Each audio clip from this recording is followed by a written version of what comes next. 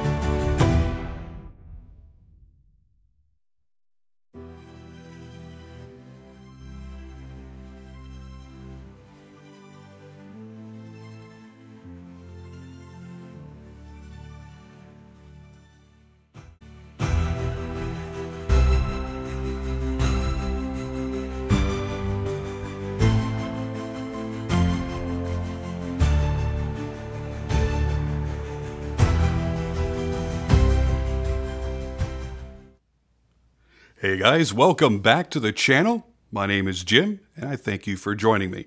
Today we're going to be taking a look at the Prometheus Design Werx SPD and Wilson Safe System 1 Scout. That is a hell of a mouthful, but this is a hell of a product. Now, what I'm about to open up is made in the USA, and it is $757.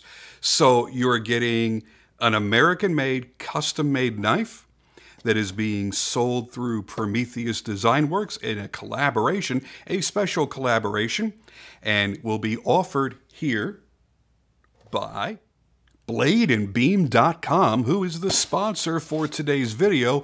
More on them in just a couple of minutes. Now, I am a forever fan of Prometheus Design Werx, and I've owned several of their knives, both under the PDW name as well as the Terrain 365 name, which is what this knife right here is. It is still to this day one of my favorite hard use knives that I never have to worry about. It's completely impervious to the elements.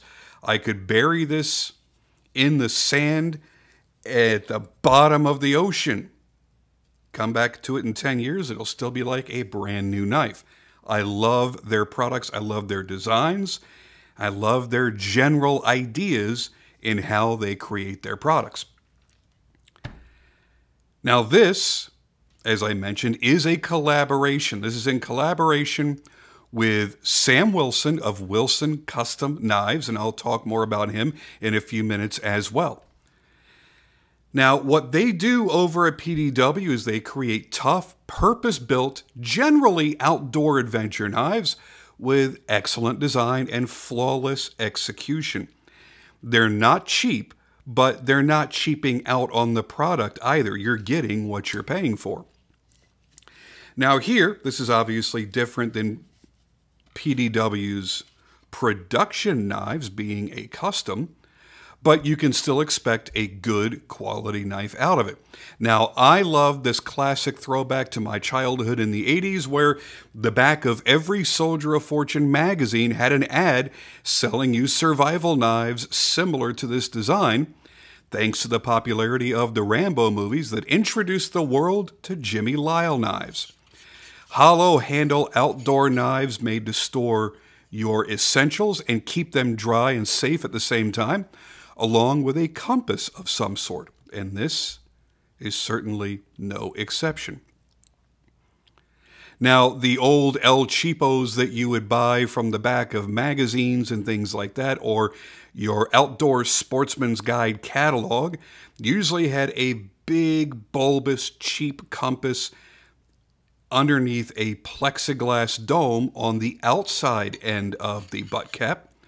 But this is done properly, where it's on the inside and always protected no matter what you're doing. Because let's face it, if you're using this knife for what it's meant to be used for, and you're beating it up and banging it around out in the wilderness, you don't want a fragile plastic globe sitting there with a liquid-filled compass inside that's going to get broken and damaged within the first day. So the way this was designed was done properly. Now, another thing I love about this is the blade profile. Because if you look at this clip point style blade, it's actually ground like a loveless shoot knife with this swedge up here in the position that it's at and the way that it intersects with the primary bevel. I've always loved that look. Now, obviously, you would want that if you were buying as a collector's piece, you would want that in a mirror finish or a very high hand rub satin to really enhance the crispness between all of the lines and to really show the intersection and to show off how prominent that swedge is. But that's not what this is for. This is meant to be a tough, hard-use, outdoor-style knife.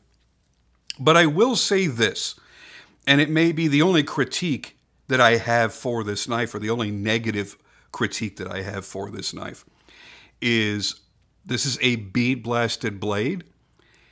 If this were mirror polished, yes, of course it would show the scratches a lot better, a lot worse, I should say, but it would be a lot better for its corrosion resistance.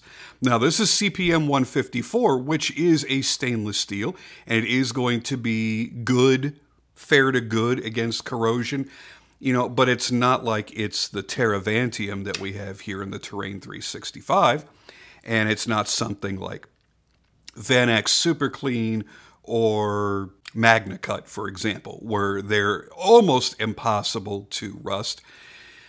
By bead blasting like this, sandblasting, bead blasting, any kind of media blasting, you are actually opening up the pores of the steel and allowing moisture into it, which can aid in the corrosion process. So if it were me making this knife, I wouldn't have chosen to do a media blasted finish. That's just me. Now, I am not an outdoorsy type, but as a kid, I sure as hell pretended I was with knives like this. And I was very lucky. There were a lot of kids that I knew that would have never been allowed to own a knife as young as I was, but for whatever reason, my family, they were okay with it, and I was always responsible and safe, and I got to enjoy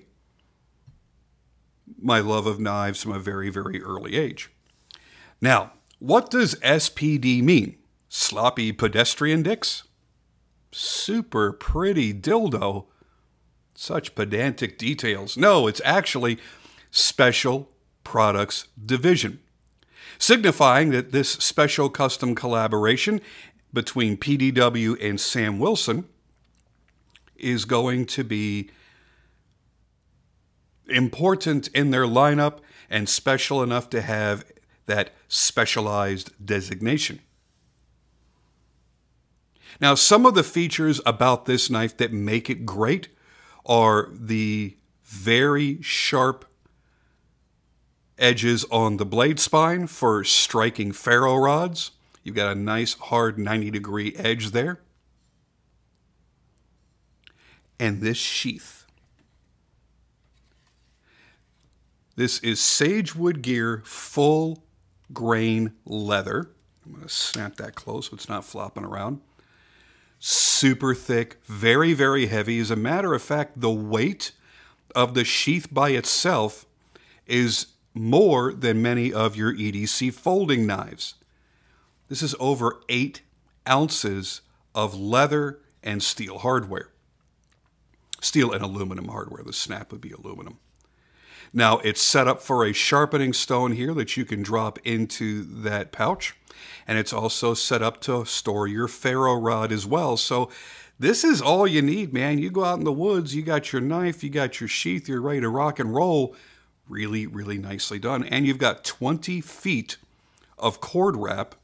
It's a nylon cord going around this aluminum handle, which, by the way, is T66061 hard anodized aluminum, from what I recall. Now, the micro cord is not going to be the same as paracord. It doesn't have the filament inside. It's not going to have the same degree of strength, I don't believe. But again, I'm not an outdoor pro, so don't take my advice on that because I'm not entirely certain. But yes, you can pull the tail and unwrap it, and you've got 20 foot of cordage, which you can use to lash your knife to a large branch or stick and use it as a spear or use it as a long cutting implement. And that's exactly what this whole safe system is the holes that are done in this double finger guard that allow you to do that lashing. It's kind of a system that's unique to Wilson Custom Knives. Sam Wilson is the one that created that. And I think it's always very important to give credit to an originator, to someone who is doing something new and special. So there that is. Now, as far as the specs, let me get this stuff out of the way so that we can have a nice clean area to lay this out. But before we get to the specs, which I know that you're dying to know, just want to talk for a moment about our video sponsor. BladeandBeam.com, where the adventure begins. Available 24/7, 365. But brand new drops happen every week on Friday. Knives, lights, hanks, and pretty much everything you can think of for your EDC needs. Use the link below in the video description and my discount code and save some money on every purchase. Thank you to Blade & Beam for sponsoring this video. Now, let's get back to the content. So yes, thank you, Blade & Beam. I appreciate you guys very much, and thanks for sending along such cool stuff for me to review and play with and to show to my viewership. Now, here are your specs. Very, very, very important. Your overall length is going to be 9 3/4 inches with a 4 3/4 inch blade made of CPM 154. That Sam Wilson has hardened to a 59 to 60 HRC. Again, you have full grain leather for this sheath, very, very high-end sheath. One of the nicest I think I've felt in a very, very long time. The handle length on this is 5 inches, and your blade stock is 187 thou thick. And for those needing to know how thick that handle is, it is 1.05 inches in diameter. The overall weight of the knife is 9 ounces. Then you've got, again, the sheath weight of 8.3 ounces. So yeah, you're going to have a little bit of weight on your belt. Not a big deal. Again, it's on your belt, not hanging in your pocket. And 6061 hard anodized aluminum guard, handle, and butt cap. And then once again, I do want to make sure that you have seen this. You have the oil-filled compass that's in the butt cap. Screw that in nice and tight. It's got an O-ring seal, so it does remain watertight.